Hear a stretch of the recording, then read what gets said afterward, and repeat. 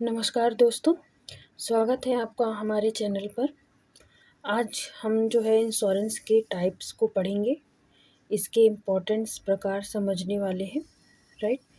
तो इसमें जो हमारा टाइप्स होगा वो लाइफ और फायर और मरीन तीनों इंश्योरेंस को हम पढ़ेंगे, इसके एमसीक्यूज़ करेंगे। उससे पहले मैं आपको इन सब के बारे में थोड़ा-सा बता दूँ कि जो ये तीनों ही जो है कॉमर्स और कॉम्पिटिटिव एग्ज़ाम के लिए बहुत ही महत्वपूर्ण है। तो चलिए एक-एक करके सबसे पहले तो इसको समझ लेते हैं कि ये है क्या? फिर हम स्टेप बाय स्टेप इसके एमसीक्यू क्वेश्चंस को करेंगे। तो लाइफ़ इंश्योरेंस जो होता है वो जीवन बीमा होता है। सबसे पहले समझते हैं कि क्या है?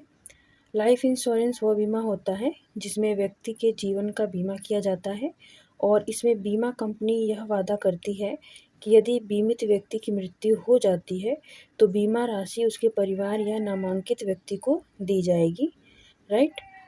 तो एक एग्जाम्पल इसका समझते हैं हम। मान लीजिए राम ने 10 लाख रुपए का लाइफ इंश्योरेंस कराया है। अगर किसी कारण से राम की मृत्यु हो जाती है तो बीमा कंपनी उसके परिवार को 10 लाख रुपए देगी, ठीक है। और इसकी मुख्य विशेषताएं ये है कि यह मानव जीवन से संबंधित बीमा है और परिवार को आर्थिक सुरक्षा देता है, लंबे समय के लिए किया जाता है, राइट। वहीं अगर हम बात करें फायर इंश्योरेंस अग्नि बीमा की, तो इसमें होता है कि फायर इंश्योरेंस वह बीमा है जिसमें आग से होने वाले नुकसान का बीमा किया जाता है। अगर किसी दुकान, घर या फैक्ट्री में आग लग जाती है और नुकसान होता है, तो बीमा कंपनी उस नुकसान की भरपाई करती है, राइट। तो इसके मान लीजिए कुछ एग्ज़ाम्पल्स हम लेते हैं कि एक व्यापारी ने अपनी दुकान का फायर इंश्योरेंस कराया था और अगर दुकान में आग लग जाती है किसी कारणवश, तो 5 लाख का जो नुकसान होता है, तो बीमा कंपनी उस नुकसान की भरपाई करेगी, अगर 5 लाख तक का नुकसान हुआ होता है तो, राइट। तो यही है फायर इंश्योरेंस के बारे में।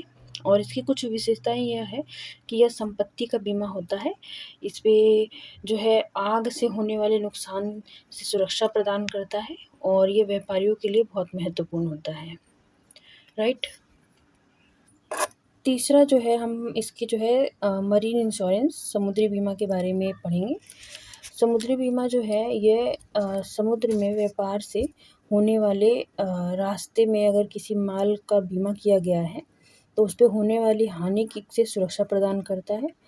मरीन इंश्योरेंस वह बीमा है जिसमें समुद्र के रास्ते होने वाले व्यापार में माल का बीमा किया जाता है और अगर जहाज़ से माल भेजते समय माल खो जाए, ख़राब हो जाए या दुर्घटना हो जाए, तो बीमा कंपनी नुकसान की भरपाई करती है, राइट। तो ये हमारा जो है मरीन इंश्योरेंस समुद्री बीमा होता है। एक एग्ज़ाम्पल ले लेते हैं, जैसे भारत से किसी देश में जहाज़ से माल भेजा गया है और अगर रास्ते में जहाज़ दुर्घटनाग्रस्त हो जाए और माल ख़राब हो जाए, तो मरीन इंश्योरेंस उस नुकसान को कवर करता है, राइट। और अगर इसके हम मरीन इंश्योरेंस की कुछ विशेषताएँ अगर जानना चाहें तो जैसे ये समुद्री व्यापार से जुड़ा बीमा है, माल जहाज़ और माल भाड़ा को कवर करता है और अंतर्राष्ट्रीय व्यापार में बहुत उपयोगी होता है, राइट। तो हमने तीनों जो है इंश्योरेंस के टाइप्स को, बीमा के प्रकार को हमने समझ लिया है। तो स्टेप बाय स्टेप हम इसके एमसीक्यूज़ को सॉल्व करते हैं। तो जैसे इसमें जो है लाइफ इंश्योरेंस का एक क्वेश्चन है, जैसे कि the sum received under key man insurance policy including bonus is always taxable under head if the same is not taxable as salary और बिजनेस इनकम। मुख्य व्यक्ति की बीमा पॉलिसी के तहत प्राप्त राशि हमेशा डैश शीर्ष के अंतर्गत कर योग्य है यदि यह वेतन या व्यावसायिक आय के रूप में कर योग्य नहीं है। तो इसके ऑप्शन दे रखा है, जैसे सैलरी, ऑप्शन बी दे रखा है income from business and profession, option C दे रखा है इनकम फ्रॉम कैपिटल गेंस और ऑप्शन डी है इनकम फ्रॉम हाउस प्रॉपर्टी और इनकम फ्रॉम अदर सोर्सेज, अन्य स्रोतों से आए। तो इसका जो सबसे पहले हम समझेंगे कि कहना क्या चाहता है। तो कहने का मतलब ये है कि जिस व्यक्ति ने, जो मुख्य व्यक्ति है जिसने बीमा ले रखी है, जिसने बीमा पॉलिसी करवाई है और जो प्रीमियम की राशि पे कर रहा है, अगर उसको ये बीमा पॉलिसी से इन फ्यूचर कोई मतलब उसका जो भी है प्रॉफ़िट होता है या इनकम आती है, तो वो जो टैक्स है, टैक्स के किस रूप में, किस अंतर्गत, टैक्स के कौन से अंतर्गत के रूप में उसको रखा जाएगा। अगर वो सैलरी, अगर किसी वेतन यानी कि किसी नौकरी के बदले जो सैलरी होती है किसी व्यक्ति की, अगर वो उसका स्रोत नहीं है, अगर किसी व्यवसाय के आय का स्रोत नहीं है, तो कोई भी बीमा पॉलिसी कि इनकम को किस स्रोत के रूप में हम टैक्स करते हैं, उस पर कर लगाते हैं, तो हमें ऑप्शन गिवन है कि सैलरी हो गया, जो कि नहीं है, वो नहीं होगा, सैलरी नहीं होगा, क्योंकि ये किसी नौकरी के बदले वेतन का मिलना है, नहीं है ये बीमा पॉलिसी कोई नौकरी नहीं है। वहीं ऑप्शन बी है income from business and profession, ये बिजनेस भी नहीं है एक तरीके का और ना ही कोई प्रोफेशन है।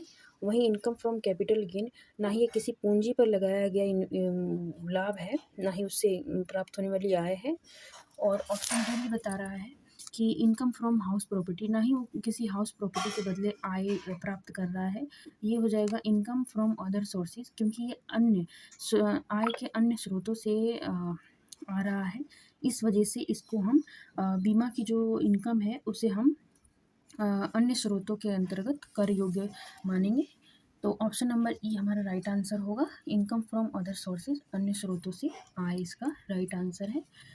इसका डिस्क्रिप्शन में भी ये दे रखा है कि मुख्य व्यक्ति की बीमा पॉलिसी के तहत प्राप्त राशि जो कि हमेशा अन्य स्रोतों से आय के शीर्ष के अंतर्गत कर योग्य है, यदि वह वेतन या व्यावसायिक आय से आय के रूप में कर योग्य नहीं है। ओके, देन इसका ऑप्शन नंबर ही राइट आंसर होगा। देन आगे बढ़ेंगे। क्वेश्चन नंबर 10 है कि principle of indemnity does not apply to, क्षतिपूर्ति का सिद्धांत लागू नहीं होता है।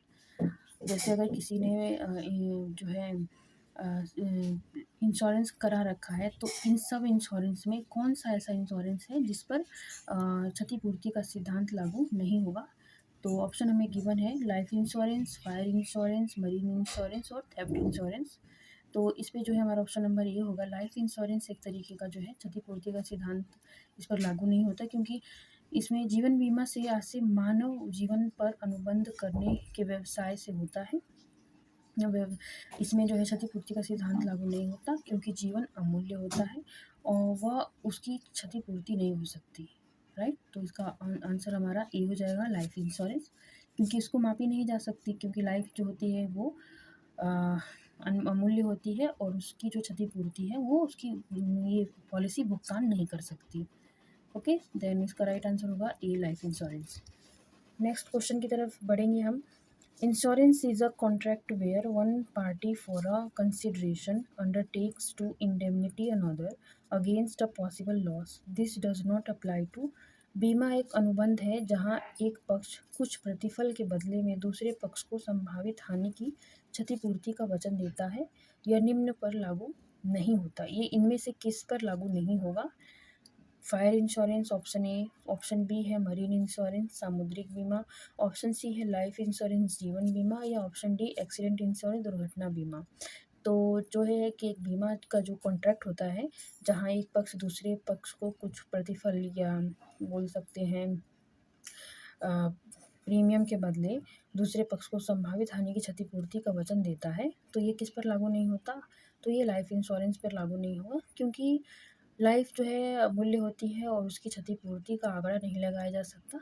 ये तो हमारी पॉलिसी और कॉन्ट्रैक्ट पे बेस्ड होता है कि यदि इन फ्यूचर में जो है अगर इतना हमें लॉस होता है, इतने का लाइफ इंश्योरेंस का लॉस होता है, हमने जितना प्रीमियम दिया है, जितना कराया है, जितना हमने कॉन्ट्रैक्ट में जो है साइन किया है, उसके हिसाब से जो है हमें उसका रिटर्न मिलेगा। लेकिन ये जो है लाइफ इंश्योरेंस पे क्षतिपूर्ति का सिद्धांत लागू नहीं होता है।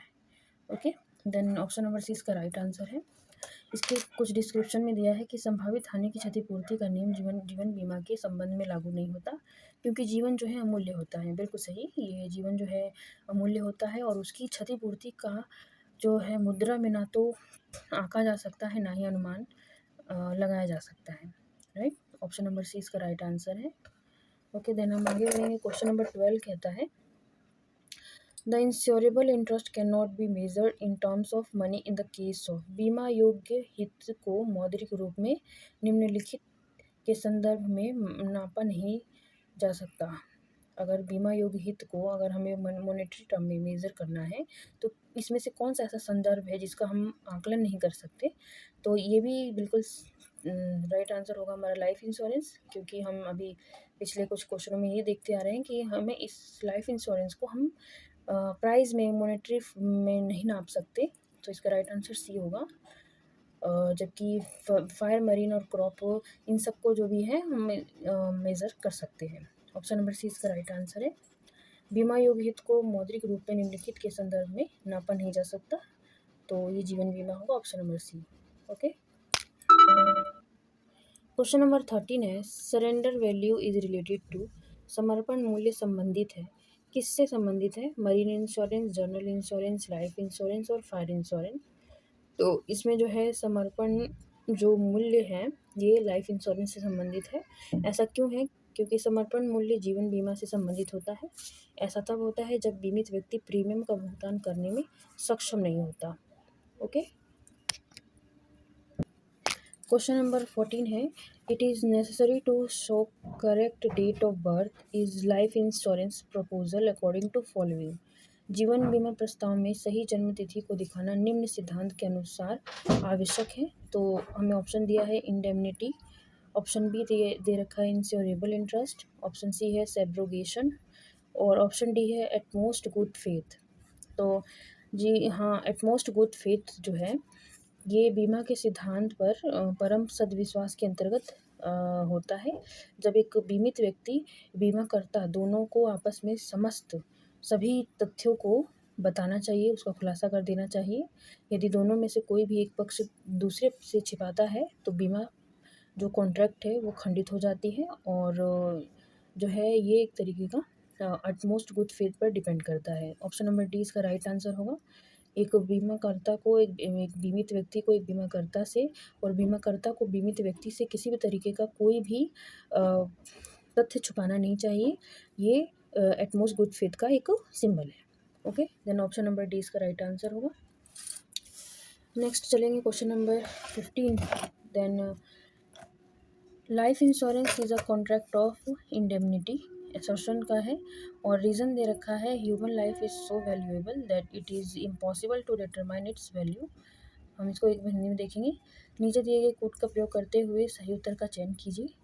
कथन है कि जीवन बीमा क्षतिपूर्ति का प्रसंविदा है और इसका जो है कारण बता रखा है मानव जीवन इतना मूल्यवान है कि इसका मूल्य निर्धारित करना असंभव है। बिल्कुल कारण बिल्कुल सही है कि मानव जीवन इतना मूल्यवान है कि इसका जो है मूल्य निर्धारित करना असंभव है। जबकि जीवन बीमा में क्षतिपूर्ति का प्रसंविदा जो है वो कॉन्ट्रैक्ट होता है, वो क्षतिपूर्ति का सिद्धांत इस पर लागू नहीं होता, क्योंकि ये अपने आप में ही इतना लाइफ जो है मूल्यवान है, जीवन इतना मूल्यवान है कि उसकी क्षतिपूर्ति की ही नहीं जा सकती। ये एक अनुमान और उस पर निर्भर करता है। तो इसका जो कोट हमें दे रखा है, कोट जो है ऑप्शन ए बता रखा है both A and R true and R is the correct explanation. क्या ए और आर दोनों सही हैं और आर जो है ए का सही स्पष्टीकरण करता है। ऑप्शन बी है कि ए और आर दोनों सही हैं परंतु आर ए का सही स्पष्टीकरण नहीं है। ऑप्शन सी है कि A is true but R is false. तो ऑप्शन डी है A is false but R is true. तो जैसा कि है ऑप्शन डी सही है, ए गलत है परंतु आर सही है, क्योंकि बीमा का जो क्षतिपूर्ति का जो सिद्धांत है उसके अनुसार बीमादार को केवल वास्तविक हानि या बीमा पत्र की धनराशि जो भी कम हो उसी का भुगतान मिलेगा। मानव जीवन इतना मूल्यवान है कि इसका मूल्यांकन करना असंभव है। अतः क्षतिपूर्ति का सिद्धांत जो है जीवन बीमा या व्यक्तिगत दुर्घटना बीमा में लागू नहीं होता। क्षतिपूर्ति का सिद्धांत अग्नि और सामुद्रिक बीमा का संविदा है। देन राइट आंसर हो जाएगा option number D. Okay, question number 15 है life insurance is taken for. जीवन बीमा लिया जाता है, लाइफ इंश्योरेंस क्यों लिया जाता है? ओनली रिस्क केवल जोखिम हेतु, ओनली इन्वेस्टमेंट केवल विनियोजन हेतु, या नाइदर रिस्क नॉर इन्वेस्टमेंट ना जोखिम ना विनियोजन हेतु, या बोथ रिस्क एंड इन्वेस्टमेंट जोखिम एवं विनियोजन दोनों हेतु। तो लाइफ इंश्योरेंस एक प्रकार का हमारा रिस्क और इन्वेस्टमेंट दोनों सम्मिलित होता है। जीवन बीमा एक सुरक्षा या निवेश अनुबंध है, क्योंकि इसके अंतर्गत बीमित को एक निश्चित अवधि के पश्चात अथवा उसकी मृत्यु पर उसके उत्तराधिकारी को प्रीमियम के रूप में प्रतिफल के भुगतान के बदले एक निश्चित राशि प्रदान की जाती है। देन क्वेश्चन नंबर 16 का जो हमारा राइट आंसर होगा डी। ओके, नेक्स्ट हम बढ़ेंगे क्वेश्चन नंबर 17 की तरफ। तो कहता है कि in which type of insurance the insurable interest should exist only at the time of taking insurance policy. किस प्रकार के बीमा में बीमा योग्य हित केवल बीमा पॉलिसी लेते समय ही होना आवश्यक है। तो ये किस प्रकार के बीमा की बात हो रही है, जिसमें जो है बीमा योग्य हित केवल बीमा पॉलिसी लेते समय ही होना आवश्यक है। तो ऑप्शन में गिवन है कि life insurance, fire insurance, marine insurance या ऑल ऑफ द अबव। तो इसमें जो है लाइफ इंश्योरेंस होगा। क्यों होगा? क्योंकि बीमा योग्य हित जो है जीवन या बीमा कराई जाने वाली वस्तु में बीमित व्यक्ति का वित्तीय हित होता है। इस प्रकार कोई व्यक्ति किसी वस्तु या व्यक्ति या स्वयं का बीमा कराता है तो दूसरे अस्तित्व से उसे वित्तीय साथ मिलता है या इसके विशिष्ट होने से वित्तीय हानि पहुंचता है, तो उस वस्तु या व्यक्ति में उसका बीमा योग्य हित माना जाता है। अब जैसे बात करें जीवन बीमा में बीमा योग्य हित बीमा कराते समय होता है, और अग्नि बीमा में बीमा योग्य हित बीमा कराते समय तथा घटने के समय होना चाहिए। वहीं समुद्री बीमा में बीमा योग्य हित घटना घटित होने पर होता है। तो लाइफ इंश्योरेंस ही एक ऐसा इंश्योरेंस है जिसमें जिस समय बीमा कराया जाता है उस समय बीमा कराने वाला का जो है हित जो है उसमें समाहित होता है। तो इसका राइट आंसर हमारा हो जाएगा option number A, life insurance. Okay, then आगे बढ़ेंगे। क्वेश्चन नंबर 18 है surrender value is applicable only in case of, जो कि हमने ये कुछ क्वेश्चन को हमने पहले भी देखा अभी। तो समर्पण वैल्यू मूल्य लागू होता है केवल लाइफ इंश्योरेंस पे। ओके, देन हम आगे बढ़ेंगे। हमारा नेक्स्ट टॉपिक है फायर इंश्योरेंस। फायर इंश्योरेंस को हम इसके एमसीक्यूज को देखेंगे। अब लाइफ इंश्योरेंस का हो गया topic close, then fire insurance के अब हम देखेंगे एमसीक्यूज को। तो क्वेश्चन है insurable interest is present at the time of contract and payment of claim in. प्रसंविदा और दावे के भुगतान के समय बीमा योग्य हित मौजूद रहता है। तो ये जो भी प्रसंविदा यानी कॉन्ट्रैक्ट जो है, insurable interest is present at the time of contract and payment of claim is in, जो होता है ये किस में होता है, लाइफ में, मोटर में, मरीन में या फायर में। तो फायर इंश्योरेंस अग्नि बीमा में जो है अग्नि बीमा की